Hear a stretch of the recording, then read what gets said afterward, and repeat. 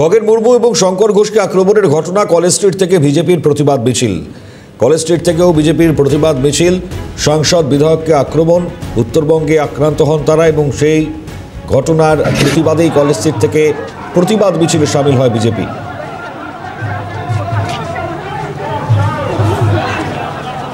বিধায়ক শঙ্কর ঘোষ তিনি তার বক্তব্যের মাধ্যমে স্পষ্ট করেছেন এই মিছিল নিয়ে। একই সঙ্গে কেন্দ্রীয় প্রতিমন্ত্রী সুকান্ত মজুমদার কি বলছেন শুনুন। লাইব্রেরিতে বই পুরানো হয়েছে, রিলিফ দিতে গিয়ে মার খেতে হয়েছে। This are the part of the change. একটা পরিবর্তনের আগেকার এই ঘটনাগুলো পরিবর্তনকেই নিশ্চিত করে। আমি আশা রাখি রাজ্যের মানুষ তার প্রজন্মের স্বার্থে, পশ্চিমবঙ্গের স্বার্থে 2026 নিশ্চিতভাবেই সরকারের পরিবর্তন। প্রতিনিধিরা খুন হচ্ছে, তৃণমূল কংগ্রেসের জনপ্রতিনিধিকে পয়েন্ট ব্ল্যাঙ্ক রেঞ্জ থেকে গুলি করা হচ্ছে।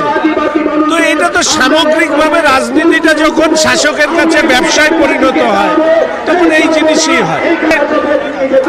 পশ্চিমবঙ্গে যে সাধারণ মানুষের নিরাপত্তা নেই সেটাকেও সারা দেশের সামনে, রাজ্যের মানুষের সামনে তুলে ধরবার জন্য আমাদের রাস্তায় আরো বেশি থাকা দরকার।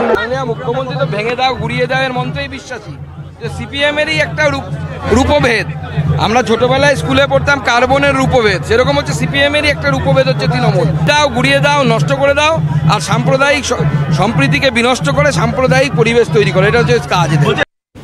প্রসঙ্গে তৃণমূলের কি প্রতিক্রিয়া? তৃণমূল কংগ্রেসের রাজ্য সহ সভাপতি জয়প্রকাশ মজুমদার টেলিফোনে, তাকে আমরা যখন টেলিফোন করি কি প্রতিক্রিয়া জানাচ্ছেন শুনবো। এক একটা জমায়েতকে বলেন আন্দোলন, তাহলে আমাদের আর কিছু বলার নেই। আমরা বিশৃঙ্খলা বলছি স্যার। আন্দোলন দেখেছে, বাংলা জানে আন্দোলনের রূপ কি। আর বিজেপির এই 15, 20, 30 জনকে নিয়ে এক একটা জায়গায় জমায়েত করে স্লোগান দেওয়া আর মিডিয়াকে ডেকে নেওয়া, আর মিডিয়ার লোক সেটাকে বিজেপি এই বলছে ওই বলছে, সেটাতে আন্দোলন হয় না। আন্দোলন জনগণের যোগদানের প্রয়োজন হয় সার্বিকভাবে, সেটার অভাবে আন্দোলন বলা যায় না।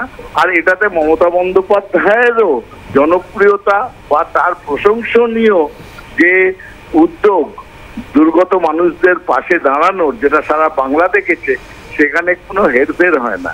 সুতরাং এগুলো আজকে হচ্ছে, বিকেলের মধ্যে সন্ধ্যের মধ্যে ঠোঙা হয়ে যাবে।